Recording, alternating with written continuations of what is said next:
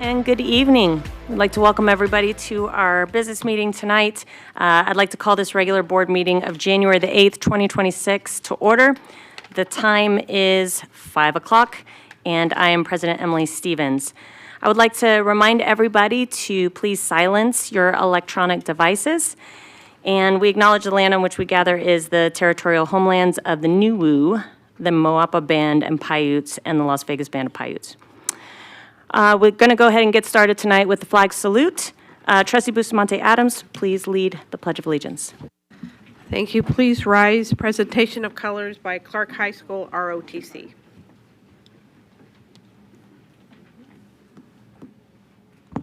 Can you go knock on the door to let them know we're ready? Are they here? I did not see them. They are? You're not? Okay, turn around. Hand over your heart, ready, begin. I pledge allegiance to the flag of the United States of America and to the republic for which it stands, one nation, under God, indivisible, with liberty and justice for all.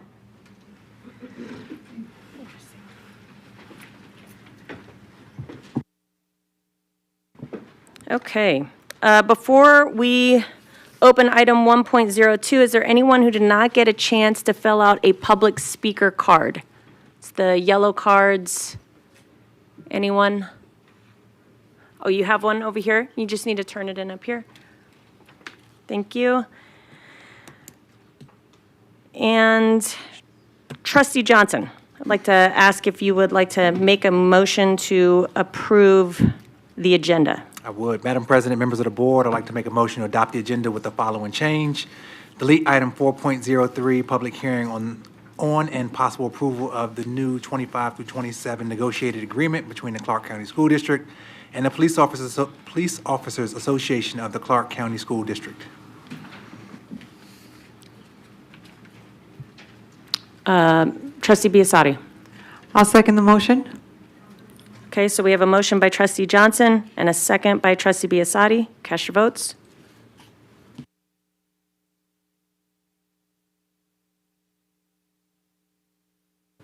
Motion passes. Okay, the next item on our agenda is our favorite item on the agenda because this is when we get to hear from our students. So at this time, I'd like to ask our students Brooke Morrell of Palo Verde High School and Wyland Mickelson of Sunrise Mountain High School to go ahead and come forward.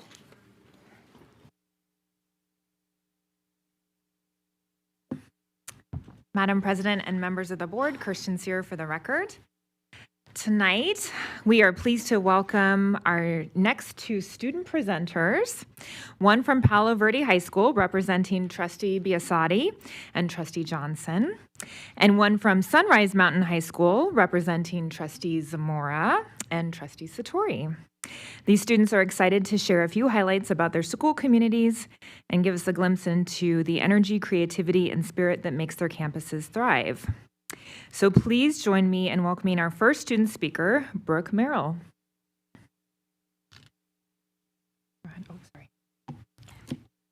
Good evening. My name is Brooke Merrill. I am a junior at Palo Verde High School. Thank you for the opportunity to represent my school.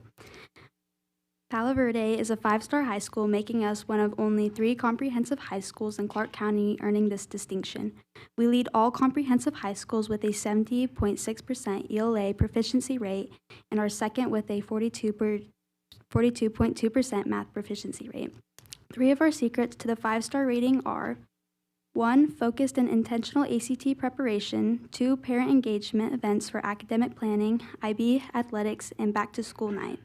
3. Outreach to our incoming 8th graders with on-campus tours. The real secret is we have excellent teachers, administration, and staff who put forth significant effort to help all students become the best we can be.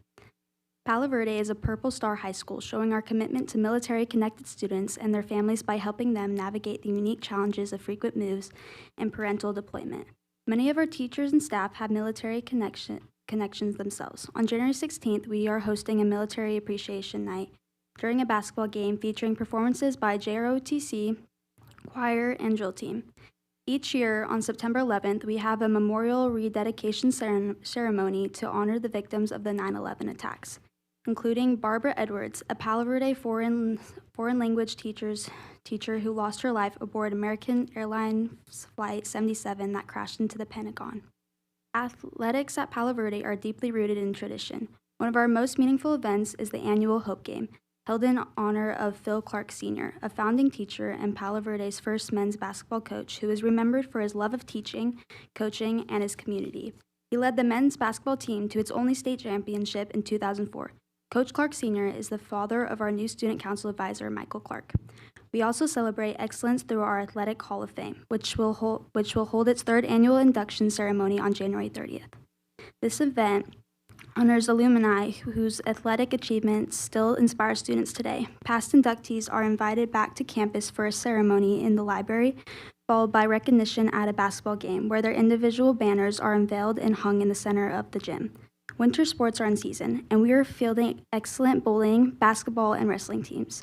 Our women's flags football team is working to repeat at state champions. Coach Rick Urich is the best women's flag football head coach in Nevada, and I hope he'll give me an A for telling everyone that. Coach Urich is also our deck advisor and is preparing us for our state career development conference in February. Beginning on Saturday, January 10th, for the second consecutive year, Palo Verde will host its Special Olympics basketball practices in preparation for the upcoming season. More than 75 Special Olympic athletes will participate in drills and scrimmages to prepare for competition. It is a great honor for Palo Verde to host these incredible athletes and their families for such a meaningful and inspiring cause. I have been part of student council since my freshman year, and one of my favorite traditions is the homecoming hallway and float competition. Freshman, sophomore, junior, and senior classes compete by elaborately decorating our hallways. Each class also builds a float to match their theme. Planning for this tradition begins during the summer and continues for weeks leading up to homecoming. In 2025, our student council earned the National Gold Council Award, along with the Silver Star Award and Southern Star Award. International baccalaureate students recently participated in informational panels and an IB alumni reunion, and they lead impactful CAST projects, including running a thrift store, maintaining the PVHS garden, sharing musical talents with the community, and building little libraries throughout the city. One of our school's most successful programs is Speech and Debate, which has earned 8 state championships since 2010, including 6 consecutive state titles. Over 200 Palo Verde students have qualified for national tournaments, competitions on college campuses across the country, including Harvard University this February. We also proudly host the annual Panther Classic, now in its 22nd year, bringing teams from across the district to our campus. Through academics, athletics, leadership, service, and remembrance, Palo Verde High School provides students with meaningful opportunities to grow and succeed. Thank you for allowing me to share what makes Palo Verde High School such a special place. Great job, Brooke. And I want to acknowledge that Brooke's principal, Lisa Schumacher, is here with us tonight. Thank you, Principal Schumacher. And it looks like Brooke's parents, too. Hello. Now we are going to hear from Wyland Mickelson, who is from Sunrise Mountain High School. Just hit the right. Okay. One of the things I most appreciate about Sunrise is how well they help students prep for their futures. Is it not on? Or? Oh, no, it's on. Oh, okay. So we have all these AP and dual enrollment classes that are strongly encouraged for students to take. I myself have taken 9 AP courses, and if I pass the ones this year, I'll have 27 credits that I can transfer towards my college education. Dual enrollment classes are also an amazing option. I've taken some myself, and we work personally with UNR, so kids can get college credit without having to worry about a huge AP exam at the end. But we also have opportunities for students who don't want to go to college. We have CT classes that let students explore opportunities in all kinds of different careers through CSN. So we have forensics, culinary, automotive, photography, and each of these courses incorporates hands-on learning with equipment that is used in the trade. When, for example, in our automotive class, we're working on real cars that people choose to bring in so that the students can practice on them. In my own experience, I've developed an understanding of the process of collecting evidence in forensic science, whether it's through lifting fingerprints on gel pads or analyzing fibers. While I really do appreciate the classes offered in this school, the activities and clubs also form an important part of school life. In our school, we have all these after-school clubs that help prepare for college or work. We have free ACT tutoring every Tuesday and Thursday for any students who need it. And we also have organizations like Skills USA. It gives us the opportunity to compete against other students in an ECT course, further developing skills, as well as teaching students leadership skills and soft skills to succeed in the world of work.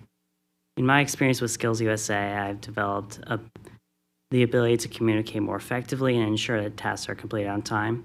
And we've also learned skills like how to tie a tie, dress professionally, which are very important. Our school also has very successful sports programs. Since our school has been open, we've won 3 state championships in soccer. One of them we won this year, and 1 state championship for track and field. While we've not gotten a state championship yet in volleyball, we've gotten very close. We keep making it to the championship game and keep losing. And the year before, we won a national competition for folklorico in Texas.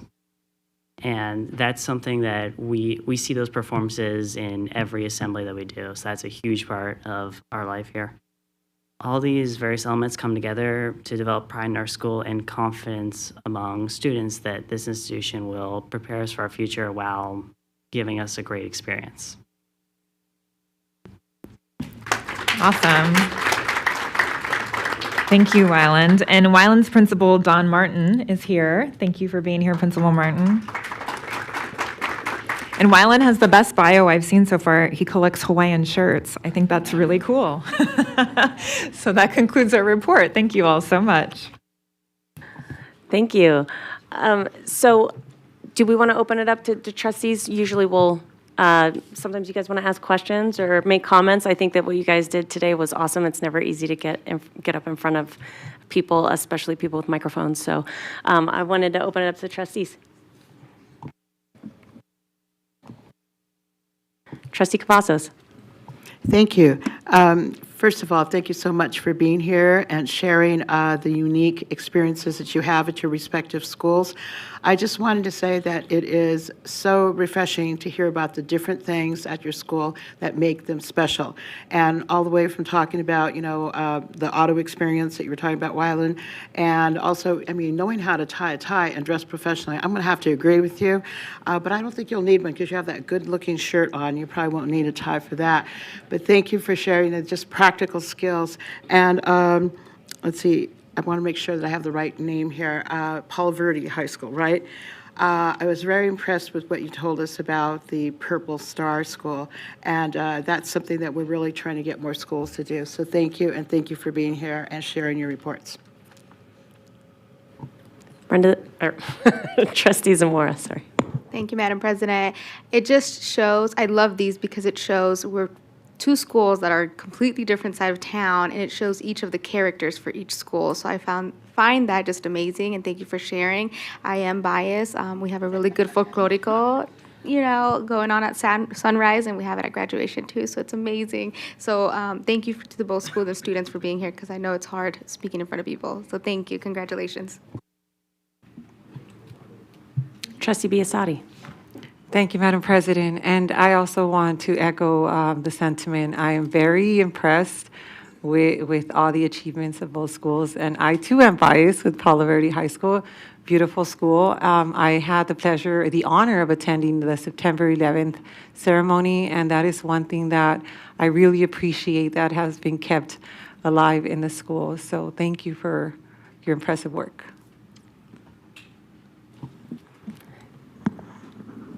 Superintendent Ebert. Thank you. I just add gratitude for the students for being here as well, and all the accomplishments that you've had. Your accomplishments are amazing. I also want to add thank you to our 2 principals that are here. They lead the helm with thousands of students. And so 2 prime examples, but you think about the thousands of students that are on their campuses doing great work, taking dual credit, AP, folklorico, dancing, as well as remembering our history is very important. So thank you all. Trustee Biasotti? And I just wanted to follow up with that and to say thank you to the parents for being great parents and producing these great students. So thank you so much.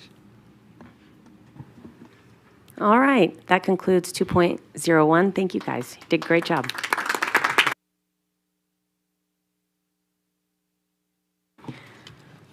All right, now we're moving on to the consent agenda. Before we continue, does anybody else need to fill out a public speaker card? Yellow card? No? Okay. And seeing that we have nobody signed up for consent for public speaking, I would like to open it up to a motion to approve the consent agenda. Trustee Esparza-Straphagan. Thank you, President. I would like to make a motion to actually pull an item prior to approving the consent agenda as presented. It is item 3.05, Educational and Operational Efficiency Study, RFP number 26005, BDC. And I did communicate and follow the protocol in order for this to be considered for further discussion. So just for clarification, you did not make a motion to approve the consent plus pulling, it was just to pull it for discussion? It is to pull it for separate discussion, correct? Do I have a second to pull item 3.05? I, Trustee Henry, second.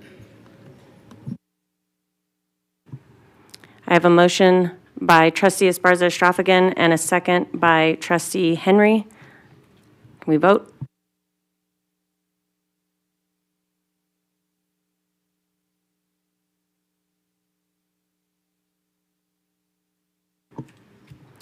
That passes. We will pull 3.05 for discussion from the consent agenda. Can I get a motion to approve the consent agenda minus 3.05? Trustee Vice President Irene Bustamante Adams. Thank you, Madam President. I move to approve the remaining agenda minus 3.05 on the consent. We have a motion. Do we have a second? Lisa, or Trustee Satori? Sorry. Second motion. All right, let's put it to a vote.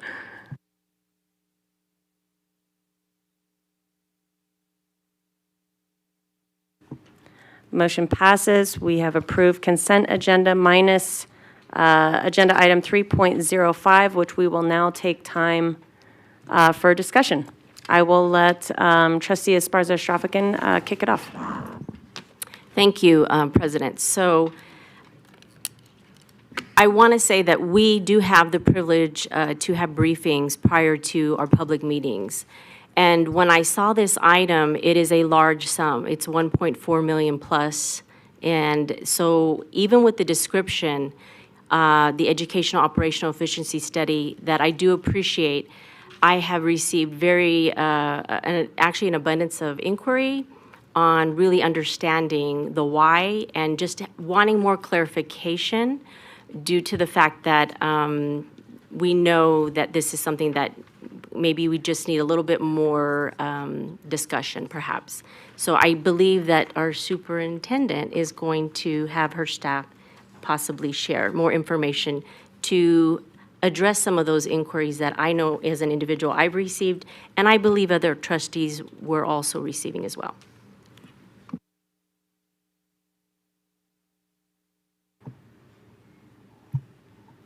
Superintendent Hubert. Thank you, Madam President. With your permission, I'd like to have Deputy Superintendent Felicia Gonzalez, as well as our Chief Financial Officer, Justin Dayhoff, come to the podium. They have led this work and very excited to share. As they come up to the front with Mr. Casey, I would like to say that actually during my interview process, this is one of those items that I had said If you were to select me as your superintendent, and thank you again for doing so, I would want to have someone come into our school district and look across the entire organization of where we are excelling and where we may need some improvements. And so for the specific details and why behind that, I will turn the time over first to our CFO, Justin Dayhoff. Thank you, Superintendent, Madam President, trustees.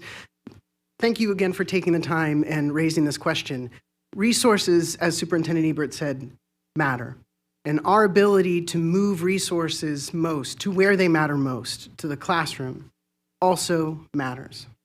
Our ability to do so likewise pivots on our ability as a district to identify where we can streamline, create opportunities for efficiency, but to do so strategically, with a laser, with a scalpel, not with a hammer, in service of students and driving those resources in that direction. Now, with regard to the study itself, the purpose of the study is to indeed provide an objective and best-in-class data-driven assessment of how our academic, operational, and support systems are functioning, to identify opportunities to strengthen efficiency, service delivery, and, of course, alignment with student need.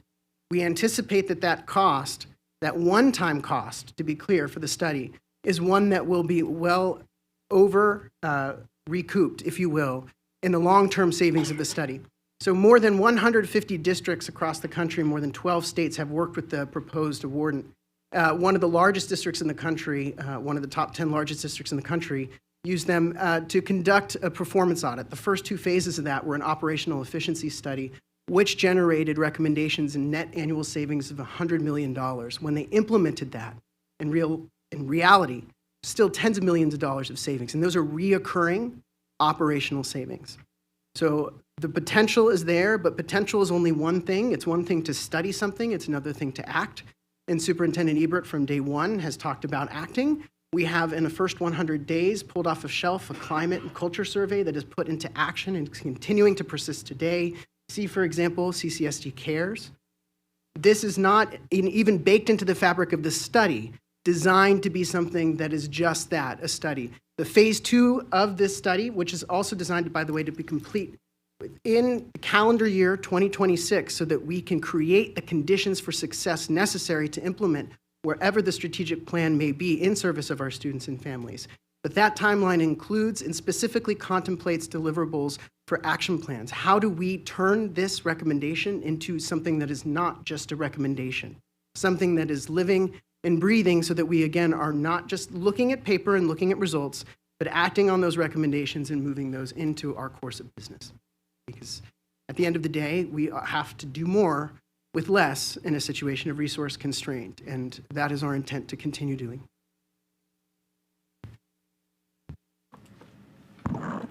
Trustee Esparza-Strafican. Thank you. Was there any other additional pieces to that? So here's the thing. Optics matter, and the challenge for us as trustees is when people see a ticket item this large, and I appreciate the superintendent for, you did lay that seed with us in the past, but people are saying we're lacking resources, or we are removing staff from our schools due to budget constraints or low enrollment.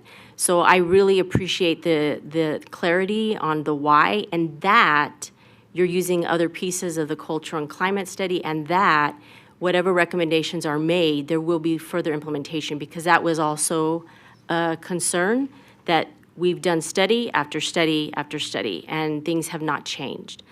What I want to follow up with is a few things. I did a little bit of homework after our briefing. Thank you, Chief Dayhoff. And you mentioned there were 3 districts that have utilized. And I also found, even on our website, we've used them before. Is that correct? Could you clarify in 2011 what they did for us?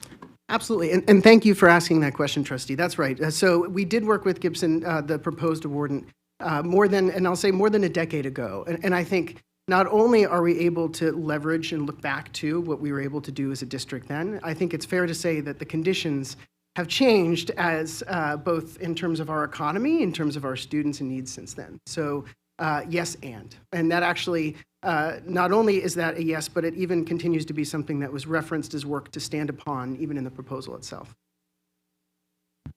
And I do want to give it back to the president, but I want to follow up. The 3 different districts that you shared with me, which I want it to be public on record. I have it still. It's Hillsborough. They did a study in 2017, is what I could find online. Tucson District, 2014, which I did find their report online. The one I could not locate, I guess I'm not a good sleuth, is the Maryland School District. So that's the report I could not find. Trustee, thank you for the question. The district specifically for the record was Anne Arundel County Public Schools in Maryland.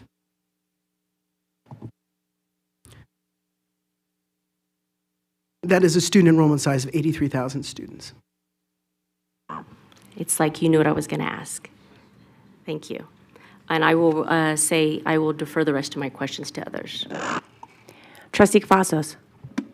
Thank you, Madam President. Mr. Dayhoff, you referred to the 2011 study, and I will say that I was not on the briefing, but when I did go to look at the reference documents, was that 2000, the one you were just referring to, was that included in the reference documents so we could see what the results were?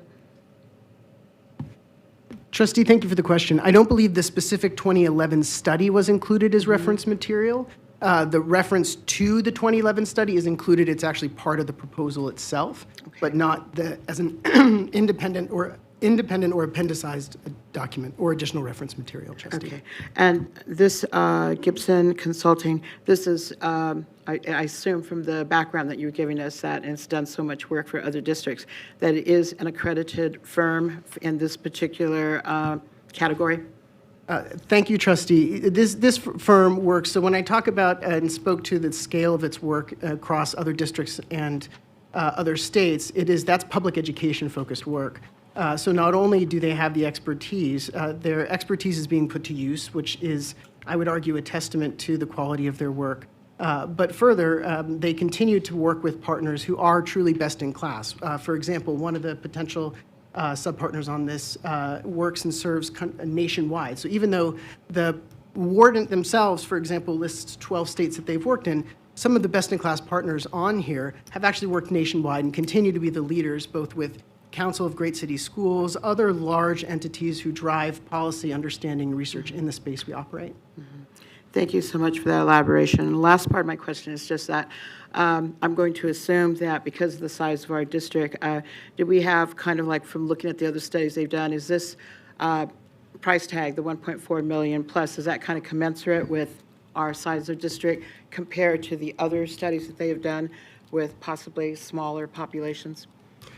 Thank you for the question, Trustee. Yes. So other studies have ranged, and it depends on the size and scope of the study and whether and to what extent it's an operational and efficiency study, a performance audit, but they do have seven-figure awards. And also just more broadly, in terms of education research, this also does fit, it's actually below the national average in terms of the average educational award, particularly if you benchmark that to federal education awards, which is really the closest proxy given our district size.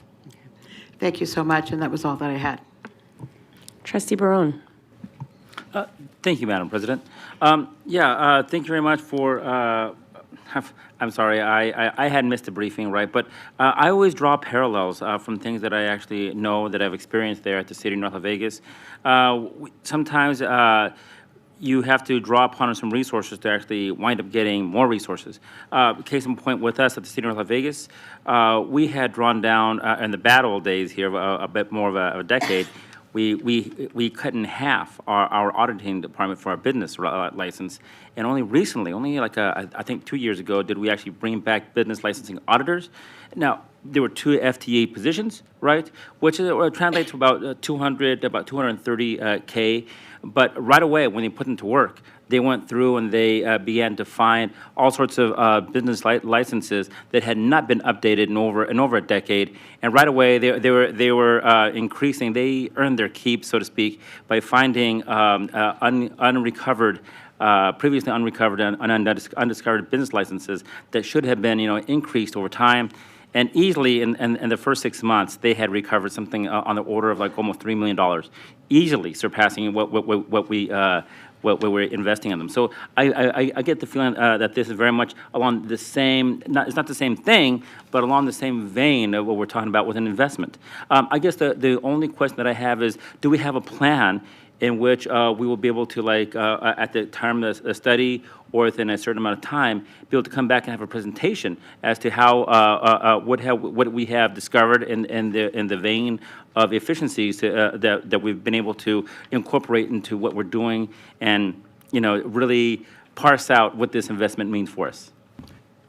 Trustee, thank you for the question. I'll respond to both in turn, if that's okay. First, on the potential savings and considering sort of making an investment to ultimately save a return. If you want to think about the distributed cost of the study, about $1.4 million over 280,000 students, that's just under $5 per pupil and a one-time spend, versus potentially hundreds of dollars per pupil that we would be getting back in operational efficiencies year over year.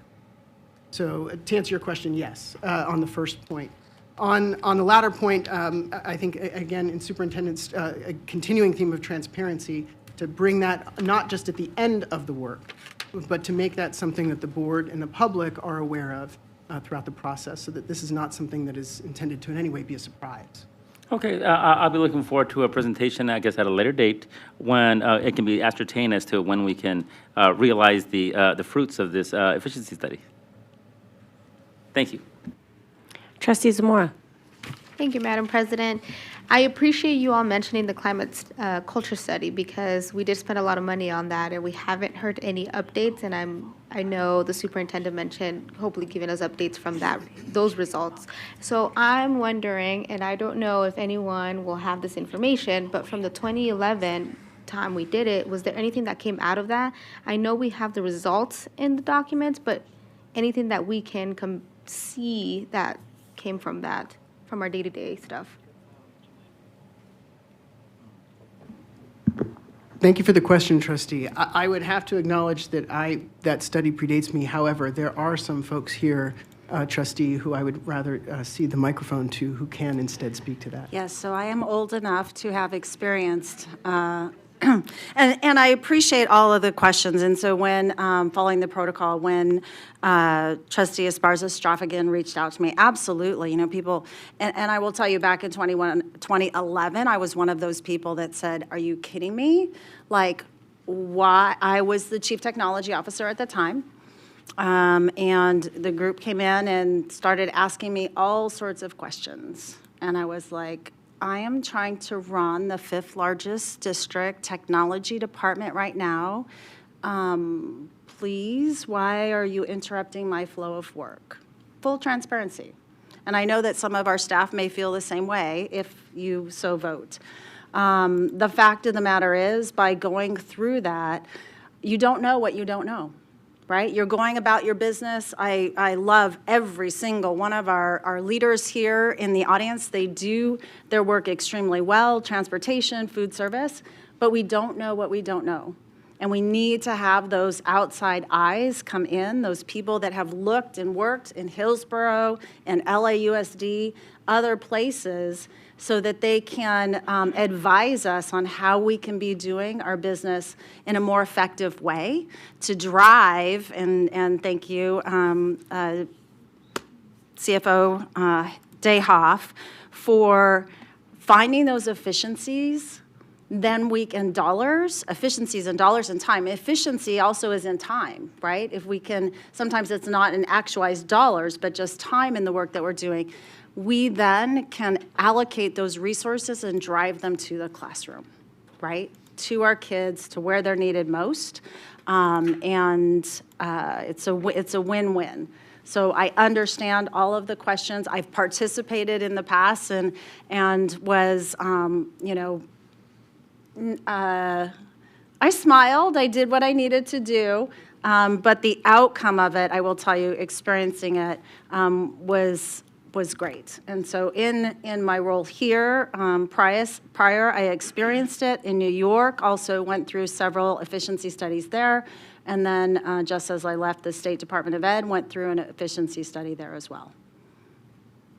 And highly recommend it, because we have not done one in the Clark County School District since 2011. Thank you. I have no further questions. I have a quick question. So because we know this is such a huge undertaking, if the board were to approve this tonight, do we know what that timeline looks like hiring them starting, and then even how long the study will take? Thank you for the question. So the whole timeline, both phases, will take approximately 10 months. And so, and if this board does approve it, I know that they are ready to get to work as soon as we get contracts signed. Thank you. Do you have anything? Okay. All right, so I'm going to open it up to a motion. I'd like to go ahead and hand it off to the person who pulled it. So if Trustee Ramona Esparza-Strafican, if you would like to kick us off with a motion on item 3.05. First, I want to thank the superintendent and our former president, Irene Bustamante Adams, for allowing to have the discussion. We are trying to build and rebuild trust within the community when they're looking at the fact that our role is to have oversight over the budget. So I really think even that clarity and getting some additional information that wasn't even in our briefing and doing a little bit of the digging, I think it really helps people's mistrust and understanding the why. What I'm really looking forward to is the output. We are doing the dream sessions, and I really think that it's an opportunity for us to align those two potential plans and looking and integrating it. So I'd like to entertain a motion to accept and approve item 3.05, the Educational Operational Efficiency Study. I have a motion to approve item 3.05. Do I have a second? Vice President Bustamante Adams? I second that motion. All right, we have a second. Let's put it to a vote.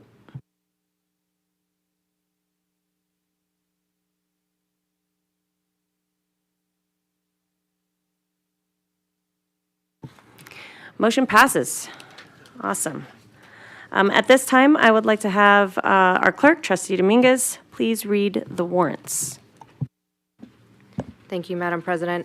Ratified warrants as listed in Bills Payable Transmittal and Board Memorandum number 102526 in the amount of $208,610,989.37. Thank you. Thank you.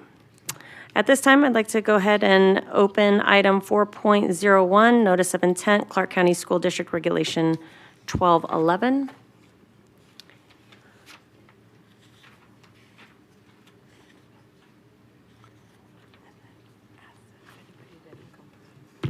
And I'd like to remind everyone, if you have not yet filled out a public speaker's card, please do so at this time. And I will pass it off to Kristen Sear. Good evening again. Kirsten Sear for the record. I'm joined by Cindy Smith-Johnson, who is our director over the Public Records Department. And we are very excited tonight to present an update to our regulation regarding public records, which has not been updated in quite some time, since 2007. And so this is a long overdue update. I just wanted to start by saying that Cindy and I started the Public Records Office a long time ago, 2010, 2011. Yeah. And we've gotten to the point now where Cindy's office now handles about 1,200 public records requests a year. She's grown from one person to a 3-person team, but we see an increase every year in public records, and so she's an amazing woman who will never retire, and this regulation will reflect a little bit more of the different landscape that we're seeing now than we did in 2007. So I'll just walk you through an overview of it, super high level. Number 2 on this is just saying that oftentimes we get public records requests for information that's readily available on our CCSD data site or on the Nevada report card. And so Cindy's team often, when she gets these requests, directs folks to the actual website where they can obtain that information easily. It's usually much faster for them than going through our public records process, and it's information that's readily available. Number 3 is basically outlining that we do have a public records office and that we have a software program where people can input their public records requests. We use a program called Just FOIA. And again, that's something that has evolved over time, but it's really nice because Cindy can go in, she can see when the request was made, she can see who it was assigned to, she's seen how many days it's been pending, right? And, John's team can go in there at any time and see it. So it just helps us make sure that we're meeting all of our deadlines. Number 4, make sure that we're in compliance with state law that says that we have to respond to all public records requests within 5 business days. And A notes, obviously, ideally, we provide that public record within 5 business days. Another option B is that we can let folks know that that record doesn't exist, so we can't provide it. C, we could provide a reason why we have to delay in responding. Oftentimes it takes a while to compile the public records or make sure that we don't need to redact anything. D basically says that oftentimes we receive data requests with data that's so small that we have to redact it. So maybe it's a student group of, I think it's 5 or fewer. Then we have to redact that information because it could be identifiable because there's such a small number of students.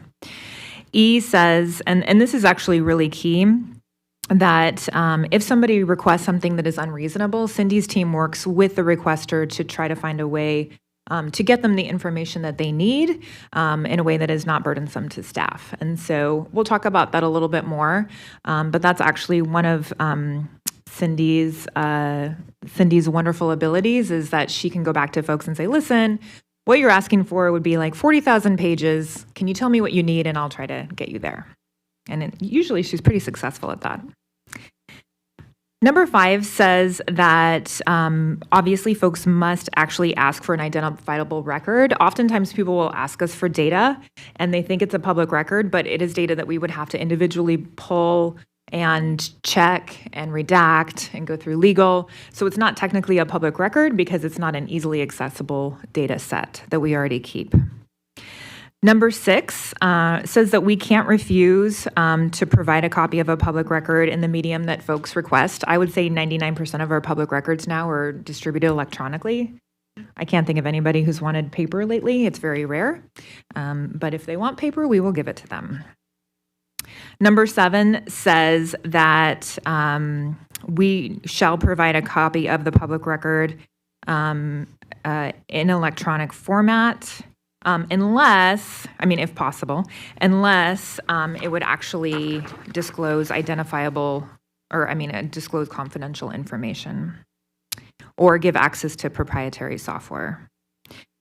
Number 8 says that this is the area that lots of folks have interest in, which is how we charge for public records. And so really and truly, and before I get into this section, I wanted to thank Jean Marie Hanna from Legal, who has spent a lot of time with Cindy and I. We have surveyed pretty much all of the municipalities and law enforcement agencies in town to see what they charge and how they handle public records to make sure that we're in line with our colleagues as we revise our fee schedule. And so number 7 basically says that we can charge a fee for providing a copy of a public record. It can't actually exceed the cost that is incurred by the district to provide the record, which makes sense. A says that we will have a fee schedule that will be posted on our website and in other locations required by NRS. And so the fee schedule would be an appendix to this regulation. It's something that staff could update without going through the trustee process. I don't anticipate that's something that we would update very often. Again, we haven't updated it since 2007. And I can walk you through what we're thinking through for the fee schedule as well. B says that we can charge the actual cost for staff time. So this is something that's a little new for us. And again, we looked at what our colleagues do. Some people charge, if there's a public records request, they look at, okay, employee Kirsten will spend 5 hours on this and she makes this an hour. Employee Cindy will spend 10 hours on this and she makes this an hour, right? And that actually ends up being kind of burdensome for staff. And so what a lot of people do is they charge a flat fee that's kind of in the middle of the road, and that's what we opted to do. And so I'll talk through that in a second. C is saying that if we are going to charge for a public record, we need to notify them in advance. So before we compile the information, obviously, we just want them to know what we would be charging them and see if they agree to that before we do it. And then D notes that sometimes with collective bargaining and other cases specifically cited in law that we cannot charge. And then E says that we can sometimes combine multiple requests for documents into one request if we're going to charge. Because sometimes people put in 4 or 5 requests at once, but it's related to the same thing. I just wanted to quickly talk about the fee schedule that would be accompanying this regulation, which again is something that staff could change. And there's not a lot of changes to this. I mentioned to you that we want to charge a flat rate in the rare occasion where we do charge for staff time. Again, in alignment with our colleagues, we will provide the first 8 hours of staff time at no cost. And I would say the vast majority of our public records requests take less than 8 hours, so we do not anticipate having to charge for them. And again, if it takes more than 8 hours, Cindy tries to work with the requester to figure out a way to do it under the 8 hours so that they don't have to pay. But in the rare occasion where they do pay, we would be charging a flat rate of $30 an hour, which again is very much in line with our municipal colleagues. It also changes, I think we were at 5 cents a page before, and it increases to 10 cents a page, again, in the very rare occasion that people want printouts. Nobody wants printouts anymore. The only, I would say, big change on the fee schedule is that we receive a huge amount of requests for videos, and oftentimes it's not even related to CCSD business. So we have cameras everywhere, and people ask for videos related to traffic accidents that don't even involve us or anybody who works for us or any of our students. And so we have been providing those videos for free, usually to law firms and insurance companies, and that is very cumbersome on our staff, and so our plan is to start charging $25 per video. And then this fee schedule notes that we can waive fees if we choose. We're happy to answer any questions that you have. Trustee Barone. Thank you, Madam President. Well, to begin with, it's nice to actually put a face to all these public records requests they get. So I just have a couple of quick questions. Ms. Johnson, are you the only person in this department? You said there's 3? There are 3 of us now, yes. Wow. And typically, like, how many hours do you put in a week, within your team? Like, I guess I want to say man hours, but I guess person hours or work hours. How often? I mean, how much work are we talking about here? It varies, but for the most part, we use every bit of those 3 people every day on public records. And a lot of times, those public records, they will continue the next day and the next day. Gotcha. I do see them, and even I've been touched with a couple of those that I've had to, forward to our board liaison, right? Nothing ever came out of it, right? But it's amazing just how much time and we do have a duty as a board to make sure that our school district is in compliance with all sunshine laws. That we are doing the optimum that we can to provide information that the public is asking for, and transparency is the key to democracy, right? So it's really nice to again to meet you, and I give kudos to your team for doing these things in what seems to me like a very timely manner. You know what? Actually, that's about it. I think that's good enough. Thank you. Trustee Zamora. Thank you, Madam President. I'm a visual person, so as you were talking about the appendix and the fee schedule, we don't have access to that yet, correct? That's right. And so I know you, or at least one of the trustees, had inquired about that before. And so when we do the second posting, we'll include that as a part of the reference. Okay, thank you. And then my other question, I know I had asked already, but if I missed the response, I'm so sorry, and that's on me. But if a person, we charge them $200 to do all the work because we had to pull data from all these scenarios, and someone else comes along months later, and they ask for the same information, are we charging that person the $200 as well, since, you know, we charge the first person, or is it going to be a different price because the work is already there and the data's there? Christian Sear, for the record, we just responded to you, so I don't think you missed it. But I was consulting with legal, and what I've been told from our legal department is that you can only charge the actual cost of obtaining the record. So if we have already charged someone for that actual cost, we can't charge it again. And Mr. Okazaki is nodding, so I think that's correct. Thank you for that. Trustee Satori. Yes, thank you so much. I know it is a lot that your team does, and we see those emails and the amount of detail sometimes that it is requested. But I appreciate you.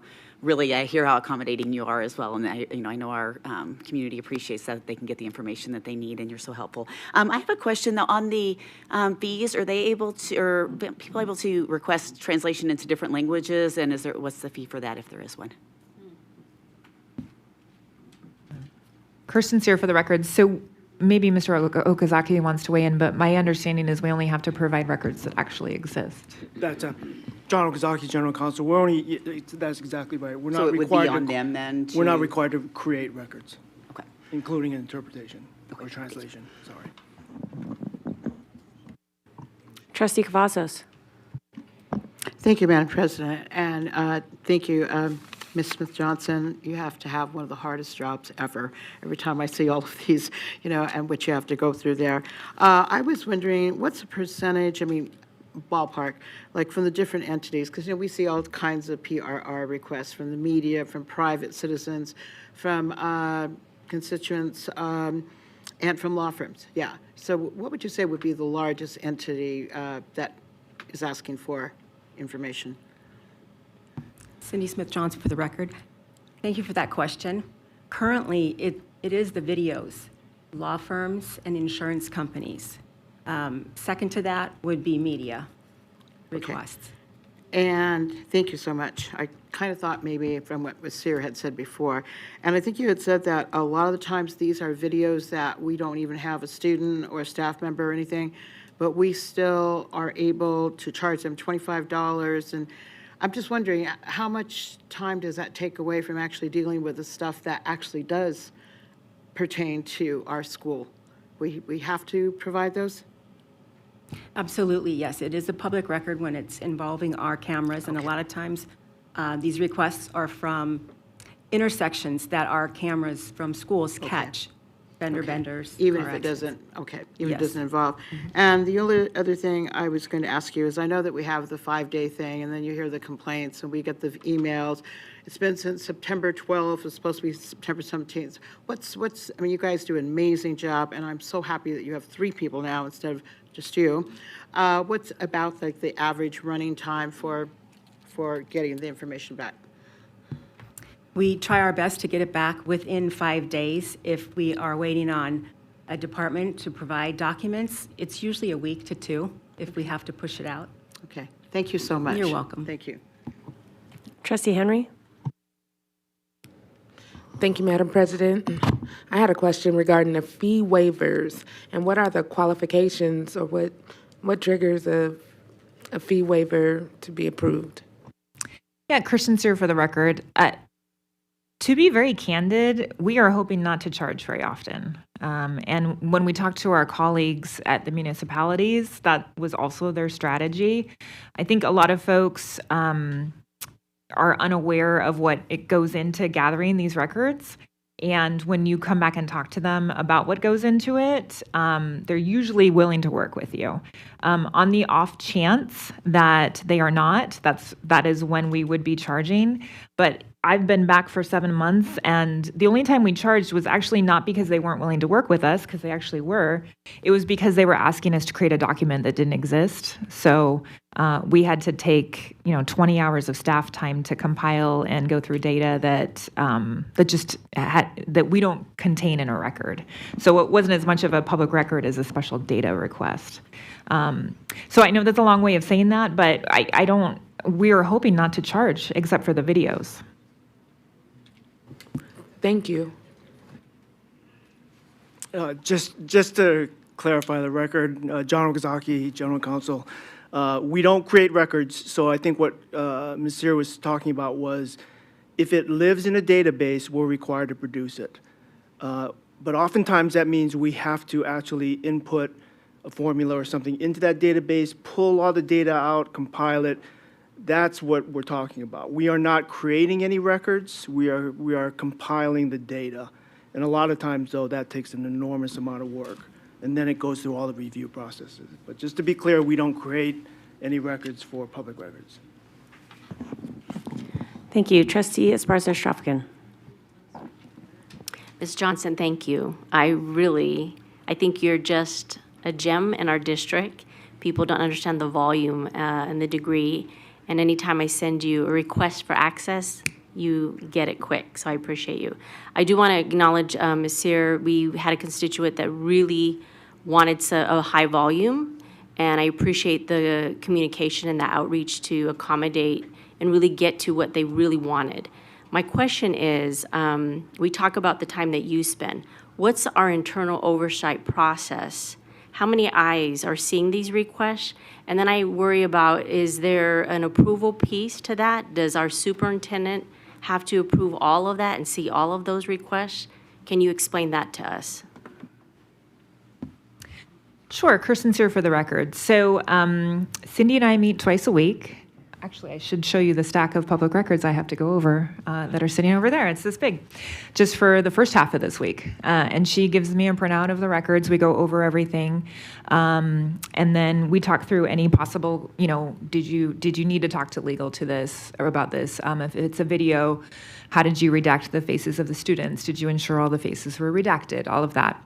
So the two of us have a pretty good working relationship and just kind of knowing what is a flag that we need to look at. And then I do take public records, excuse me, with it. There's some public records that we get the requests all the time, and so we send them out, like that are, people ask for a list of our employee emails or that sort of thing, and we have to send it out. It's a pretty standard request. We just go ahead and send it out without superintendent approval. Otherwise, I do, in my weekly meetings with the superintendent, give her an overview of what public records have been requested. Trustee Zamora? Thank you, Madam President. I failed to mention, because we are moving in a direction of being more transparent. I do thank you all because one of my questions during the briefing was, how are we going to get updates about fee changes, right? Like, how is that going to be communicated to us in the community? And it is, I don't know if you want to answer it or you want me just to mention what you all mentioned to me. Okay, so correct me if I'm wrong, you all will communicate to the board, and then you all will also communicate to the community, and then hopefully post it on the website as well, that if a fee change is coming to these things. That's correct. So Kirsten Sear for the record. So actually under this regulation, we have to post it on the website. I think under NRS, we have to post it on the website. So again, we haven't updated the fee schedule since 2007. I think we'd be happy not to update it for another 10 years. So I don't anticipate that will be a common occurrence, but for sure we will notify you all, post it on the website. I'm sure we do social media and that sort of thing because it's such a rare occasion. Okay, thank you. Trustee Satori. Hey, sorry, I did think of one more question. So you had mentioned that on those on the videos that we'll start charging those insurance companies and such for that. But you had also said that was some of our largest requests. So do we anticipate maybe how much money that will start bringing in, and where will those funds be allocated? Yeah, Kirsten Sear for the record. We've talked about this. We actually have to pay for the Just FOIA software system right now. It comes out of the public records budget, and we're going to have to pay a little bit more for them to collect that fee. So I'm not entirely sure. We were estimating that the other day. I'm thinking for now it'll probably just about pay for the extra amount, but my goal would be eventually it might pay for the software system. But we will not be pulling in huge amounts of money with our $25 video fees. Thank you. And Trustee Dominguez, close us out. Thank you, Madam President. My question was something we went over during the briefing. I'd love to put on public comment. Just what for media? How do we define media? And because media is waived, so how are we going to do that? Christian's here for the record. I think it's an excellent question. I am a former reporter. I have a journalism degree. The definition of media when I went to college is much different than the definition of media today. I guess I would say that, again, our goal is not to be charging. And so for any request from anybody, we're going to try to work with them not to charge. And then we'll take it on a case-by-case basis. Obviously, traditional media we are well aware of, but we do get a fair number of requests from online reporters, from organizations I've never even heard of before. So we would probably take that on a case-by-case basis. Thank you. Okay, thank you. I will entertain oh, no, I will not. I got to ask for public comment. I apologize. Do we have public comment for this item? Okay, great. So I will entertain a motion. Vice President Bustamante Adams. Thank you, Madam President. I move to approve item 4.01, the notice of intent on Regulation 1211. Do I have a second? Trustee Biassatti. I will second the motion. Awesome. Put it to a vote.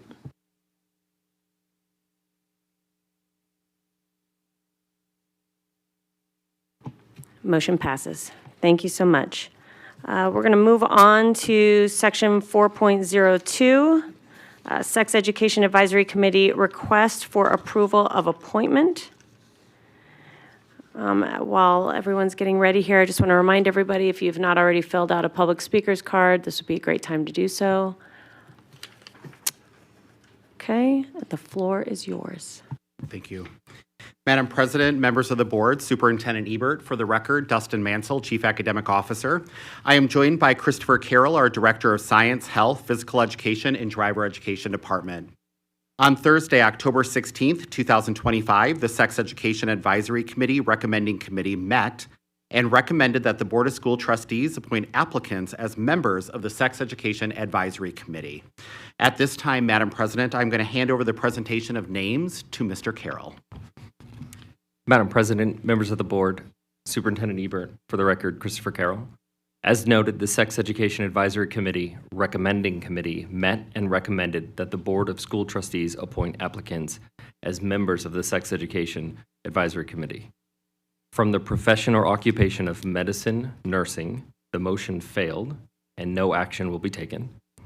From the profession or occupation of counseling, the recommending committee recommends Carissa Quattrino, residing in District B. From the profession or occupation of religion, the motion failed and no action will be taken. From the profession or occupation of teacher, the recommending committee recommends Keith R. Frank, residing in District C. Parents of students who attend schools in the Clark County School District, the recommending committee recommends Aricela Barajas, residing in District E. Nakia Jackson Hale, residing in District B. Amanda Stevens, residing in District C. Joanna Soto, residing in District D. And Day Thomas, residing in District G. In addition to those recommendations, 2 non-voting students who attend schools in the Clark County School District, the recommending committee recommends Shay Bravo Bazard, residing in District A, and Kara McAnallen, residing in District E. Per the Sex Education Advisory Committee bylaws, Section 2A3, these positions are a 2-year term based on the 9-month school calendar, and their term will expire on June 30th, 2027. Thank you for this opportunity to share the Sex Education Advisory Committee recommending committee recommendations. At this time, I will pause and take any questions. Trustee Zamora. Thank you, Madam President. For those positions that had no action, so that's the medicine and nursing and the religion, what will happen to those open seats? Thank you for the question, Trustee. Christopher Carroll, for the record. Those seats would simply refly in the application. If the board were to approve as is, that application would refly, and any of these folks who have applied and any additional folks who are interested can also apply. If this was to pass and we're redoing those two, will we reach out to the folks who previously applied to let them know that they can reapply again? Communicate to the people that applied. Thank you for the question, Trustee. Christopher Carroll, for the record. Yes, so if this were to pass as it is, there would be 2 vacant positions. The application would refly, and that process looks like us communicating that through the district central office, sharing that on the trustees' website. Trustees in the past have shared that back out with schools. Schools have that information. They communicate it back out as well. So it goes through all of those channels to make that completely aware for the public. Yes. Perfect, thank you. Trustee Biasotti. Thank you, Madam President. I have a question for the 2 students, the non-voting students. What are their ages? What grades are they in?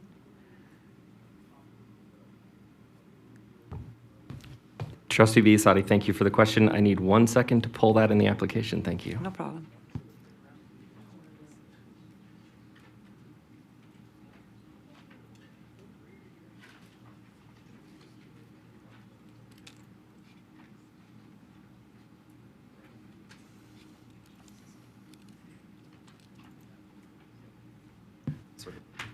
Trustee Biasotti, Dustin Mansell for the record. Can we get that information to you at a later date, or would you like that at this moment? There are about 400 pages of applications that we're going to have to sift through to pull that student's grade. They are all in high school. And I understand that. I would like to have that information. It's something I would take into account before I voted to approve, so I think I will hold off. Yeah, I have team members pulling it up in the system right now. The data dude is doing it. So we'll come back to that one. Trustee Cavazos. Sorry. Thank you, Madam President. I attended this meeting in its entirety. This committee worked unbelievably hard that day. They went through every single option. They researched the applications thoroughly. They had very extensive discussions, and a lot of work went into this. We did have 400-some pages of applicants, and so they weeded through all of those. I can say myself that I was very satisfied with the methodology that they used to go through this and to be able to have staff answer their questions. So the 2 that are open right now, they did try. They did try, but we're not able to get to an agreement on that. Don't quote me, but I believe that one of the kids was a junior and one was a senior. I'm pretty sure nobody was an underclassman. But anyway, I think we do have the data dude that's looking that up. But I just want to say that I just want to vouch for this recommending committee. They went through an awful lot of work to come to this, and they especially paid attention to the parents' applications, because the parents, we had, I think that was that the largest number of applications we got was from the parents, right? And so there was a lot of research done on that. So just thank you so much. I just wanted to throw that in. It was a good meeting. Trustee Biasotti. Thank you, Madam President. I also did want to know if the parents, and there's 5 of them listed here, do they each vote also? Or do they vote as a whole as parents? Do they come to an agreement, or do they each have a vote? Trustee Biasotti, Christopher Carroll, for the record, thank you for the question. If the board were to approve the recommending committee's recommendation, these members that are here would be appointed to the Sex Education Advisory Committee. Every single person on that committee has a vote, except for the 2 student recommendations. Those 2 student recommendations provide a very clear student view. What is it like to be in school? That's very, very helpful for the committee who can vote to realize what that looks like. Yes, the parents can all vote. Thank you for that. Yep, thank you. I do have the information. Thank you for phoning a friend here. Shay is a senior, 12th grade, and Kara is a 10th grade sophomore. Trustee Esparza-Strafkin. I'm just impressed with the fact that we had such a volume of applicants. A lot of us really actively tried to encourage. I know I personally, individually, was trying to have a lot of students, and that was interesting because they don't even understand what this is about. They don't understand what this does. My question is when was the last time that they met? When will they meet again? And we already have policy in place, and kind of give us a little bit of a high level. What is the intent of this future meeting that they will be doing with the policy that's in place? Thank you, Trustee Esparza-Strafkin. Christopher Carroll for the record. Nevada Revised Statute 389.036 defines this work, and it's a requirement. Part of that includes appointing the Board of School Trustees, appointing a sex education advisory committee. Those folks are required to review instructional material specific to that NRS that deal with sex education. By doing that work, they then provide a recommendation to this school board of trustees to say these are materials we think should be approved that then can be used later on by any of the health teachers when they're teaching these specific units. That process, the last time the Sex Education Advisory Committee meeting met was in 2022. Specifically in the bylaws, the meeting only may occur up to 3 times per year, and that is dependent upon materials being submitted. We had not had materials submitted, therefore there was no reason to hold the meeting. We do have materials that have been submitted to this point, so there are materials in the queue waiting for a Sex Education Advisory Committee to come together. Trustee Biasotti. Oh, I had a follow-up. Oh, I see that. Go Okay. ahead. Thank you, President. Just because it relates, just for clarification, so the next time they meet, they will be reviewing those items. And secondly, I think it's really important for all of us to understand the requirement for high school students is the health credit. What is that requirement so that it's required to graduate? Thank you, Trustee Esparza-Strafkin. Christopher Carroll for the record.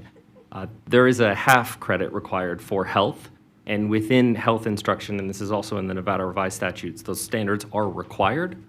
The section around sex education is an opt-in. Parents choose to consent that their child, their student will attend that section.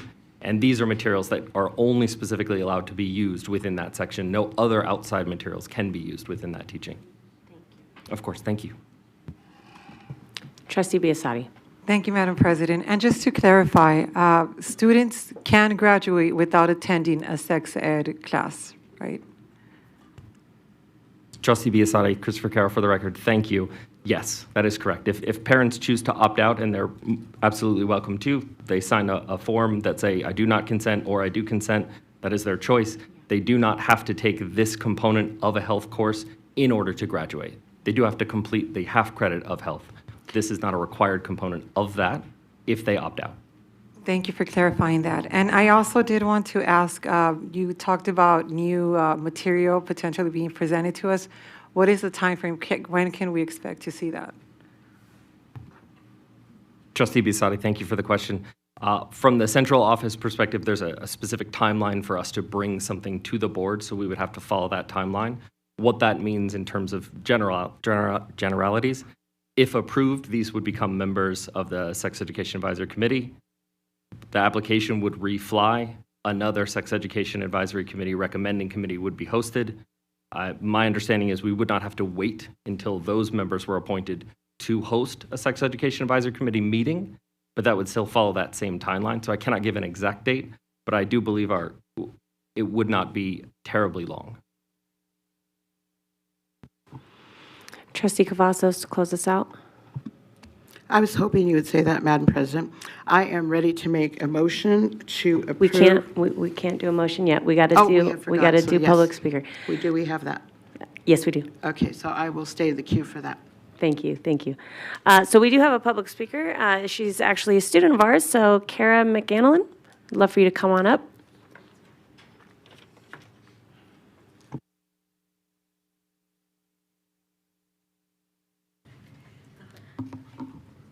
This one? Okay. Good evening, members of the board and Ms. Superintendent. My name is Kara McAnallen, and I'm 16 years old, and I'm a sophomore at the Las Vegas Academy of the Arts.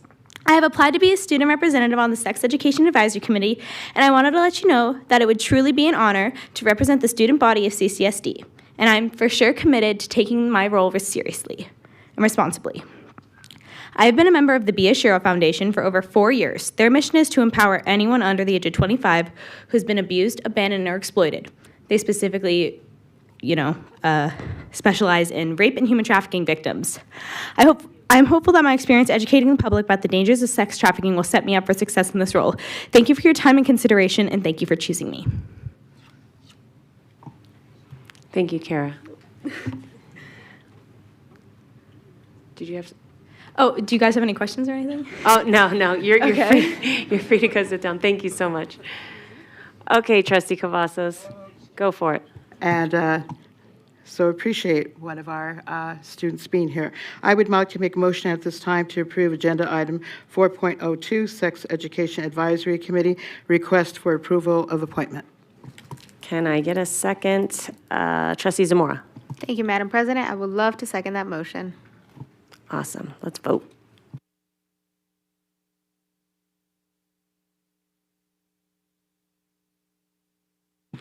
Motion passes. Thank you. All right, we are closing out 4.02 and moving on to 4.04. Public hearing intent to issue general obligation, limited tax building bonds additionally secured by pledged revenues. Wait for the team to come on up. While they're coming up, I'd like to remind everybody that, once again, if you have not filled out a public speaker's card, please do so. Mr. Dayhoff, the floor is yours. Thank you, Madam President, members of the board, Superintendent Ebert, Justin Dayhoff, Chief Financial Officer, for the record. The district is gearing up for its next cycle of bonding, and with that, I bring forward item 4.04, public hearing for the intent to issue general obligation bonds. The purpose of this item is to inform the public of the district's intent to issue bonds and allow for the public to comment on it. If you remember, this board approved a resolution on November 13th, 2025 for the second tranche of this fiscal year's bond issues. We were approved for $600 million total last summer through the Oversight Panel and the Debt Management Commission. So we completed the $400 million issuance in October of 2025, and this is the remaining $200 million. Also, due to current market conditions, the district anticipates further generating savings through additional bond refunding at this time as well, beyond the $200 million. This ensures the continuance of the district's CIP on future construction and maintenance costs, as our average monthly construction expenditures continue on track to justify such issuance. With that, trustees, I open for questions. Trustee Barone. Thank you, Madam President. Thank you very much, Mr. CFO, for coming and bringing this in front of us. What's our bond rating right now? Thank you very much. We maintain a stable outlook now for both of our bond ratings, and we have single A and double A, though because of our rating this past fall, we were the ultimate rates we received, we were rated, despite having the lower rate, we were given rating in our purchase of the single A. A single, okay. But so we're pretty stable. What's that? So Sorry, you would characterize our bond rating as pretty stable? Yes, trustee. Both of our ratings agencies have considered our outlook to now be stable. And purchasers are adopting the higher of the two ratings, and they did that in our issuance this fall. Oh, so that means we're going to be saving a few bucks here and there, huh? Trustee, that is our intent. Fantastic. Thank you. No further questions. Vice President Bustamante Adams. Thank you, Madam President.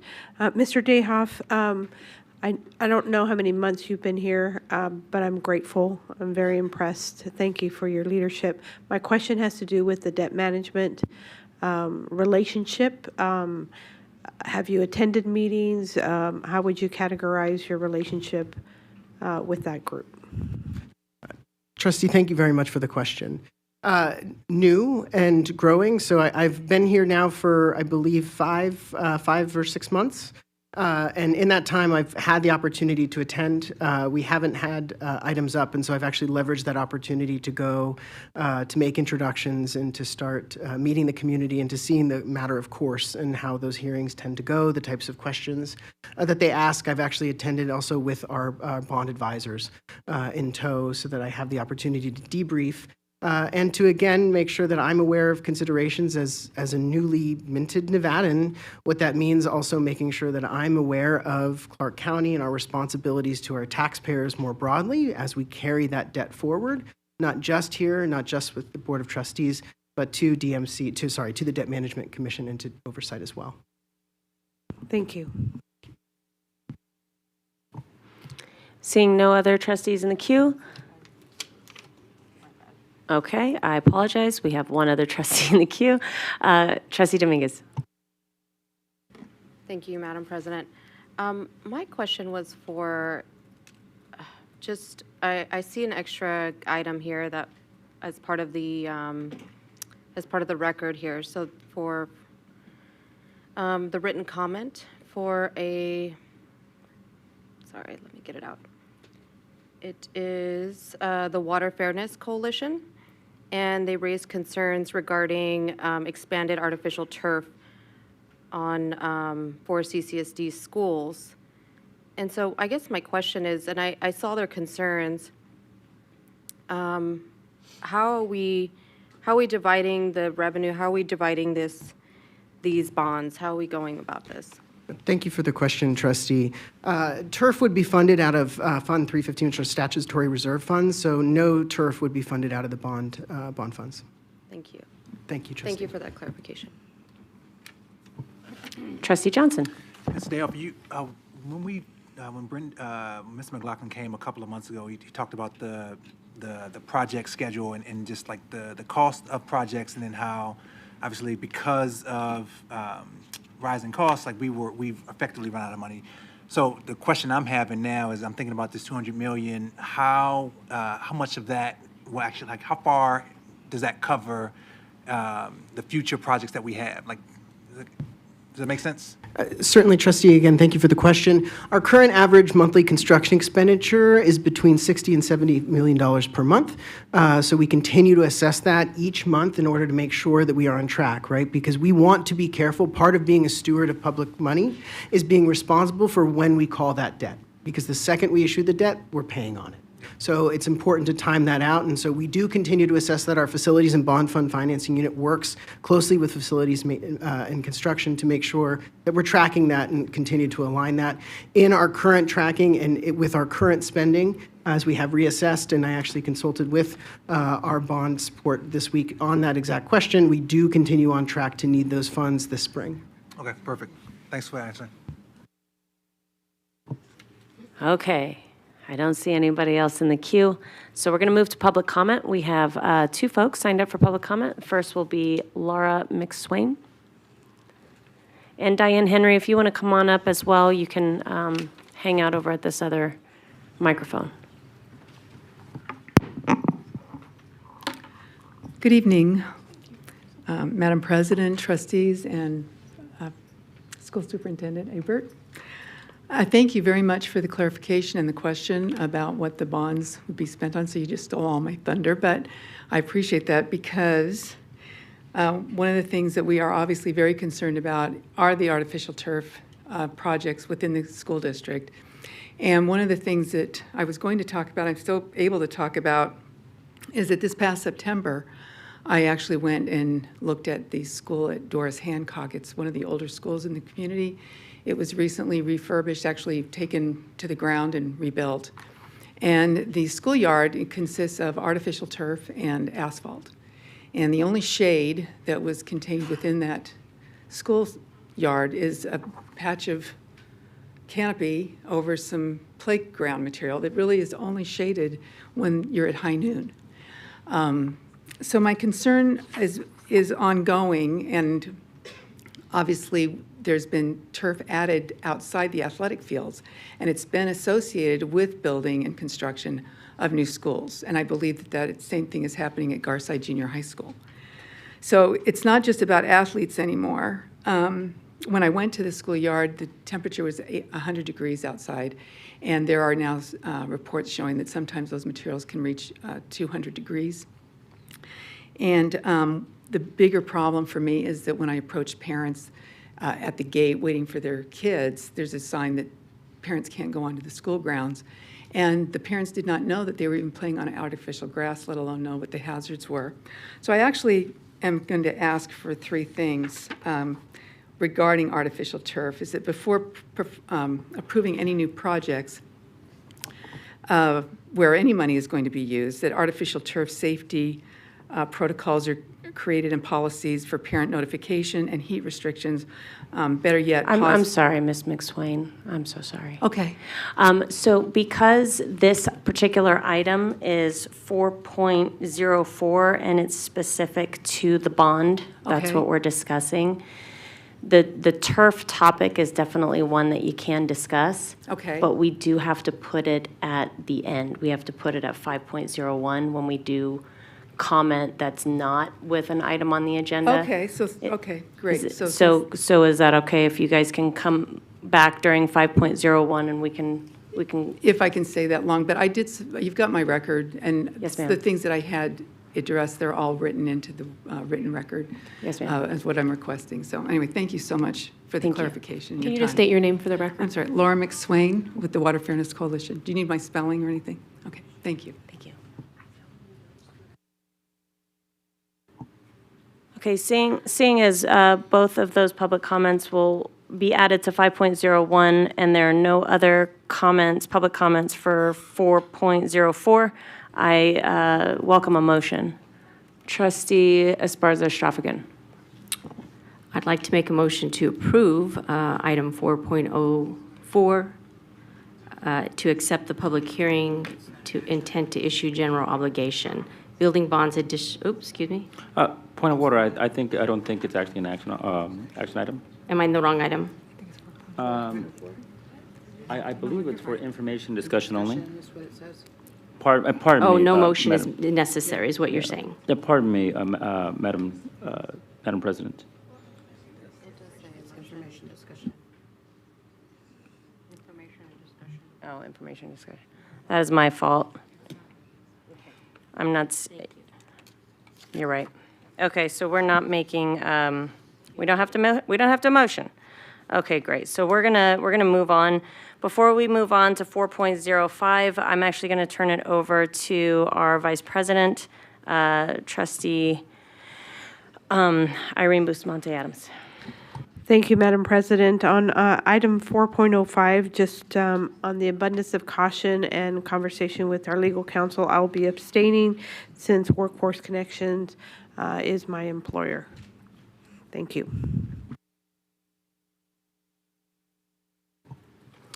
Thank you. I see that the votes are still up. You guys are taking care of it, I assume. Okay, so moving on to 4.05. Floor is yours. Thank you. Good evening, Madam President, members of the board, Superintendent Ebert. For the record, I'm Kevin McPartland, the Associate Superintendent over Education Services Division. I'm joined tonight by Mr. Ryan Lewis, Principal over Adult Education Programming. This evening, we are presenting to you a potential agreement for your consideration with Workforce Connections to provide employability-related services and resources for students at our 2 adult education campuses. To be clear, our adult education programs already refer students to Workforce Connections. The change we'd like to make is to allow these supports to be provided to students on the adult education campus rather than requiring these adult students to travel to other locations for these referrals. This basically amounts to Workforce Connections staff being given access to a workspace inside the college and career centers at our adult education campuses. These college and career centers are operated by CCSD staff who will remain in the location with the Workforce Connections staff. The expected outcome is a higher fill rate for our referrals and that we will enhance the educational training and employment opportunities for our adult education students. I do want to highlight a procedural change that would be implemented under this agreement. While the majority of our adult education students are over 18 years old, there is an opportunity for 17-year-olds to be in adult education. Based on this, we would require parental consent for a 17-year-old to receive services on the campus. Finally, there is no cost associated with this agreement, and we're happy to take questions you may have on this item.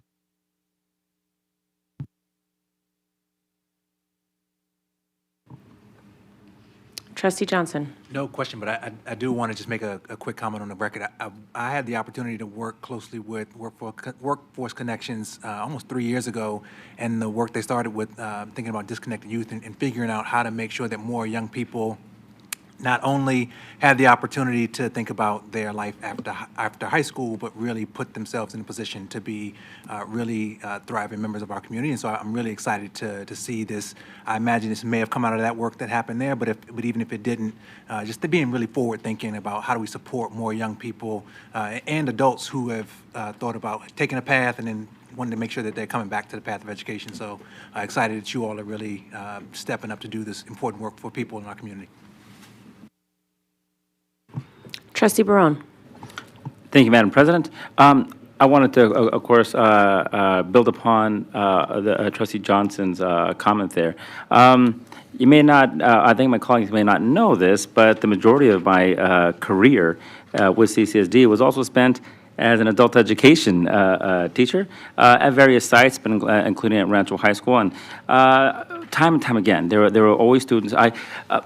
We always talk, we always harp about the dropout rate. We never talk about the drop-in rate or the drop-back-in rate.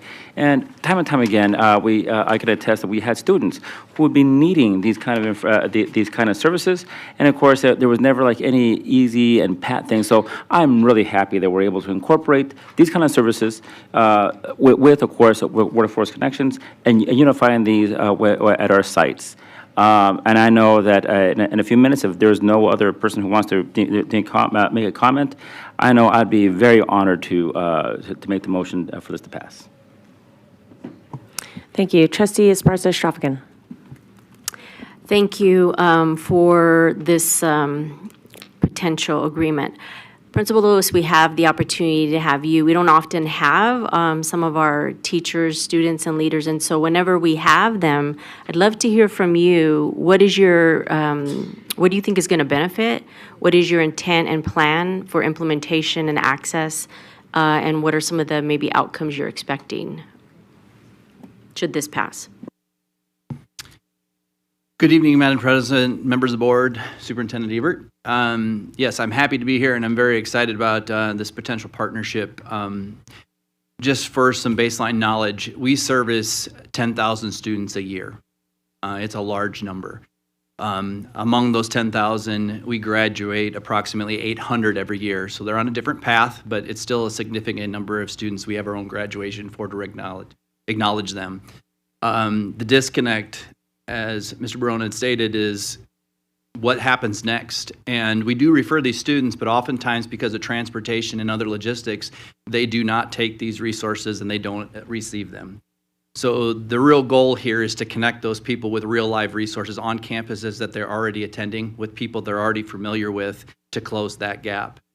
Because there is a significant gap in that. So not only is it benefiting our students, it is benefiting our community because it's providing them real connections for long-term employment for themselves, their family, et cetera. And it's game-changing work. So the disconnect is they always have to find additional resources once they leave us after graduation. We're trying to bridge that gap between that, and this is just the first step in crossing that gap. I have a follow-up. Thank you. I think the fact that it's an access point for them that has maybe not existed before is going to be very beneficial, as you mentioned, Principal Lewis. My follow-up is, my wondering is, many of our students are working, even younger than 17. So I'm curious, why is that a requirement that there be, did you say parental consent So maybe expand on that. And then the part two to that, Mr. McPartland, please. What is the offering that this will provide specifically? What kind of pathways? What type of work? Thank you for the question. You want me to explain workforce connections in front of Trustee Bustamante Adams? Okay. So for the that's right, yeah. So for the first part is really because it's on campus. So access without parental consent still would be at the off-site locations where we refer out, but on campus we want to make sure that because they're under 18, that the parents are aware, as we do with some of the other programs at our comprehensive schools. So the off-site would still be available regardless. For the actual programming, I will turn it over to Mr. Lewis. Yeah, thank you. One of the disconnects is we're in the business of providing diplomas in education, high school equivalency, et cetera. What we're not experts in is the employment field, and job readiness skills. That's what Workforce Connection brings to the table is their network community-based resources to get those employability skills, connect them with employers that are work ready, and transition them to that. That's not something that we have the capacity to do. One of the things I wrote down coming up here is that we're very limited in the resources that we have to provide what we do. We would like to do more. We're now tapping into a community-based resource that is already established, that has these relationships and has a track record, and they get to do what they do. So that's the true partnership. We're doing the education piece to do the academic piece of what we know. And then really depending on experts in their fields of, okay, what does the workforce need and how do we transition these people into good jobs? Specifically, we have the practical assessment exploration system labs that help them that hands-on knowledge that we want to do, again, on campus as opposed to going to an off-site place. There's also the project discovery and the iAchieve, so it's career exploration and skill building platforms, and then also summer internship programs. And then I'll continue on is that within adult education, just for clarity, we serve 16 plus. And within our scope, 16 and 17 are still considered minors, just like they are in any other comprehensive campus, which why that plays into that parental consent piece for minors. Now, once they turn 18, that changes things. They're now the driver's seat of their own destiny, et cetera. So, but we wanted to be cognizant of that we do have 16 and 17-year-olds on our campus that would have these resources provided to them. But it is in partnership with their family because of their age, not because they're limited, but we have a family partnership. Thank you. Okay, seeing nobody else in the queue, we don't have any public speaker cards on this item. Does anybody have a public speaker card they have not turned in for this item? Okay, great. So I will go ahead and accept a motion. Motion to approve. Okay, a second motion. I'll Trustee Henry. second. Second. All right, great, let's vote.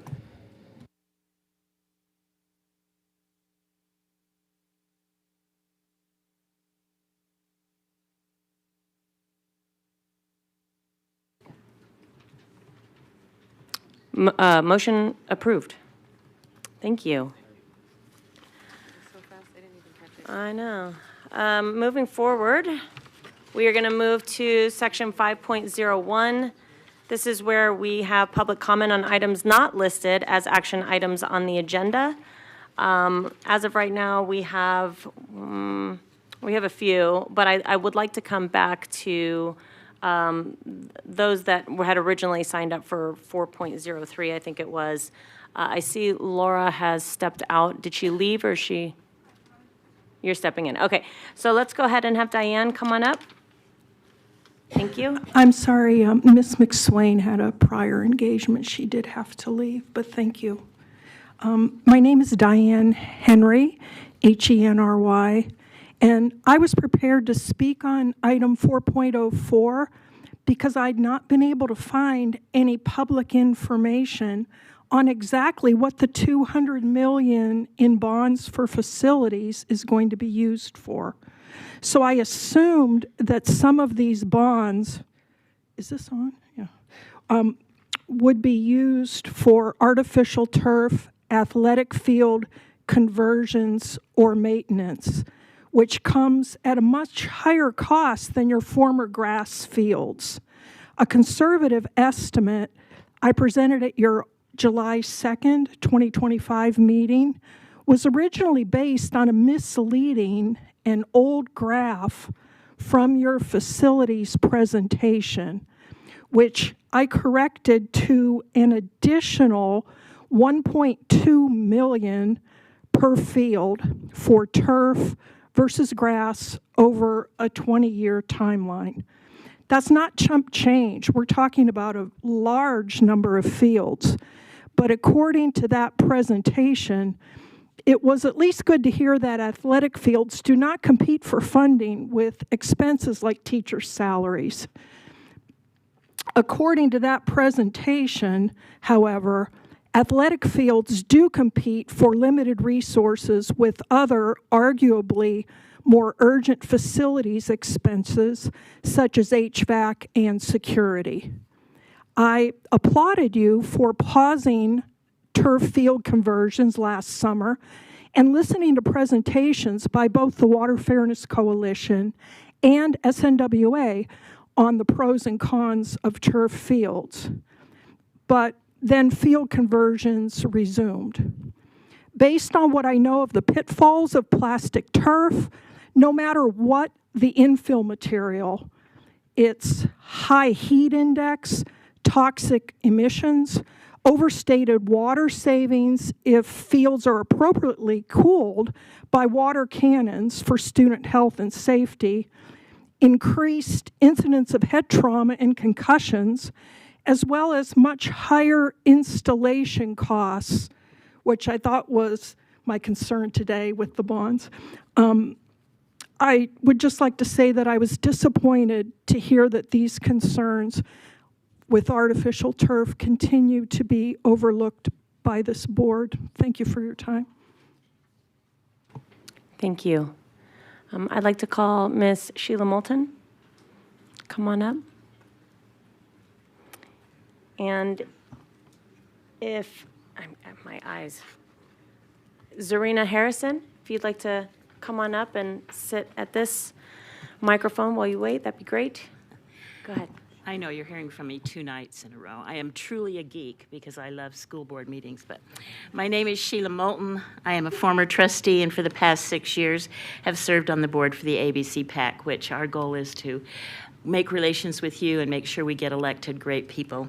And I wanted to again tell you of our meeting, our seminar that we'll have on January 28th, invite all of you to attend, where we want to help candidates that are looking into running, how to run a campaign, and then also what really a trustee does, because I'm sure you all would say, I had no idea of possibly the time commitment. I will tell you, I love your board meetings. I love seeing the students back. They're absolutely phenomenal. I love your engagement meetings. I've tried to attend as many, and I will continue to try to attend, because then I feel like I really get to know you and to see you interact. And I'm sitting here with former trustee Edwards, and we're saying, yeah, I remember the sex ed committee, and I remember the bond oversight, and the things that you learn on a board. And you can even take them into your 7th decade of life and share them with others, and we often do. So I congratulate your new officers, and I have a very strong feeling of appreciation for those of you that have served before. I thought last year you turned things around like I thought it couldn't be done. I called it a miracle last night, and I'll call it that again. So hopefully we'll see some of you. And if you have, I have flyers. If anybody in the audience is considering running, that meeting will be held January 28th from 6 to 7 right down at the Flamingo Library, just down the road a bit. So again, I thank you for your service. Thank you, Sheila.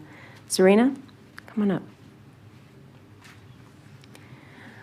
Please state your name for the record. Zarina Harrison. Good evening. My name is Zarina Harrison. I'm here to address systemic failures at the district level that affect every CCSD student, with special education students experiencing the most severe harm. In December 2024, a federal class action lawsuit was filed against the district. What I have witnessed at Mabel Holgard Elementary demonstrates why that lawsuit and why those problems extend beyond special education. Educational experts who work with the children at this school have confirmed what many parents already know. Mabel Holgard is failing to meet basic educational standards.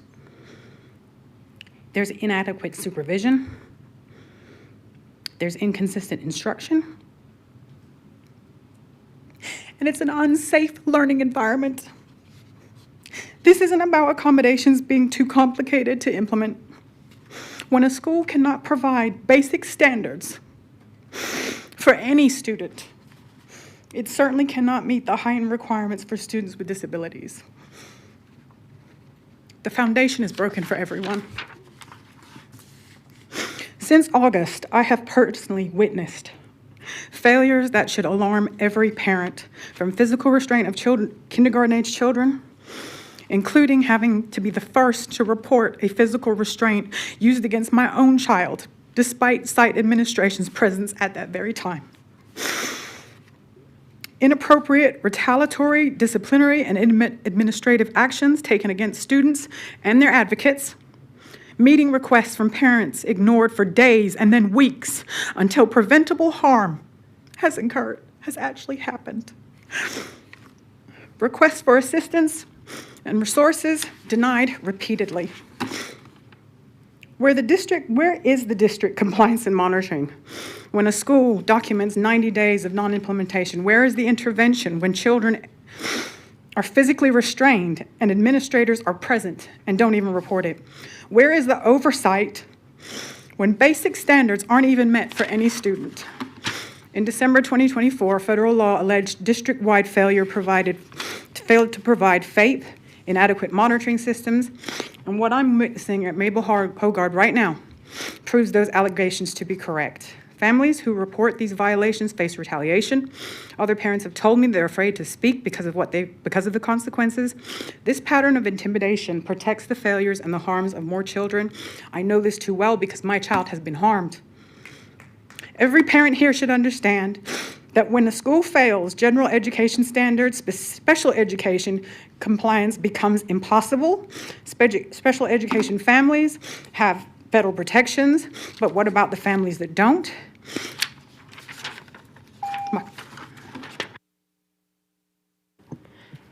Thank you. We appreciate your time. We have one more, Ms. Brittany Joseph.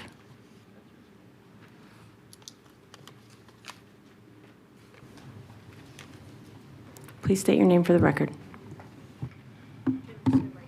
No, stand up so they can see you. I think it's important for us to see. Thank you for sharing your story, the students we mistreat. My name is Brittany Joseph. I'm a CCSD employee and parent of 2 students in CCSD with IEPs. This is my son, Hayden Ellis. I would like to report to the board, but despite being autistic, my son has consistently outperformed the school, the district, and state on both his state and MAP tests. He has been the constant recipient of multiple AB Honor Roll awards, as well as High Achievement on Test Scores awards. Despite my son being a model CCSD student, both academically and behaviorally, he is constantly subject to the continuous mistreatment, targeted, and harassment by teachers and CCSD staff in Region 1. I would also like the board to address if her school is in Region 1. After being denied access to DC courses in elementary school and testing into accelerated schools in middle school, Codwaller Middle School staff has repeatedly misused district policies, rubrics, and intentionally misscored and failed my son on district assessments in an effort to force him out of accelerated classes due to his autism diagnosis. Codwaller Middle School staff has also violated district policies by refusing to implement and follow accommodations in my son's IEP, as well as refusal to allow my son access to district-provided policies like test retakes and access to student assignments. The most disturbing of these events is on Monday, January 5th, when my son was returned to school. He was called a nigger by 2 white female students and then ran over on a 2-seater electric bike. He sent the video of these 2 female students riding away after yelling a racial slur and initiating a hate crime against my child, and the school refused to follow district policies when reported in regards to racially motivated incidents and race-based bullying. My son has also reported 3 other instances to campus staff about racially motivated incidents, including a student behind him in class saying, quote, "I hate you blacks. I'm not working with you blacks during group works. My dad says we don't like blacks." This was also reported to Codwaller Middle School staff, and they failed to follow district policies and guidelines when reporting racially motivated incidents and race-based bullying. Teachers at Codwaller Middle School are intentionally misusing district rubrics and policies to intentionally fail and write behavior incidents for students with disabilities at disproportionate rates to their peers. What is the district's plan to ensure Codwaller Middle School is following district guidelines and policies to ensure the safety of all students? What is the district's plan to ensure families like mine are not continually harassed and retaliated against when seeking help? I would like to point out that after requesting to speak here, my 5-year-old child was suspended from school today in retaliation. Thank you, Ms. Joseph. That concludes our public comment. So we are done with 5.01. We'll go into 6.01, which is upcoming meeting of the Board of Trustees, which is Thursday, January 22nd, 2026 at 5 p.m. Here in the boardroom. I would like to ask for a motion for adjournment. Trustee Cavazos. Thank you, Madam President. I'd like to make a motion to adjourn the meeting at this time. Thank you. Can I get a second? Trustee Biasotti. I will second that motion. Thank you. That adjourns, oh, wait, no, we have to vote on it. Sorry. Let's vote.